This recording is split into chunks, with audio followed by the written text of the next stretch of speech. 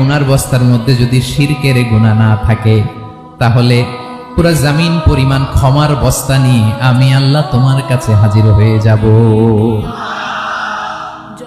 গুনাহ পুরো জমিন পরিমাণ গুনাহ, কিন্তু এই গুনার মধ্যে কিসের গুনাহ নাই বলুন সবাই? তাহলে পুরো জমিন পরিমাণ ক্ষমা নিয়ে আমাদের কাছে হাজির হয়ে যাবে কে? শিরক করবেন?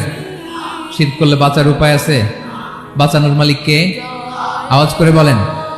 আমাদের ইলাহ কয়জন? সন্তান না হলে চাইবো কার কাছে? দারিদ্রতা আসলে ধনাঢ্যতা চাইবো কার কাছে? অসুস্থতা থাকলে সুস্থ হওয়ার জন্য হাত তুলবো কার কাছে? বাতুবাহাতের ভাইয়েরা খেয়াল থাকবে। দিস ইজ কল্ড তাওহীদ। আল্লাহ তাওহীদের কথা দিয়ে আয়াতুল কুরসি শুরু করেছেন, নিজের পরিচয় দিয়েছেন, বলেছেন আল্লাহু লা ইলাহা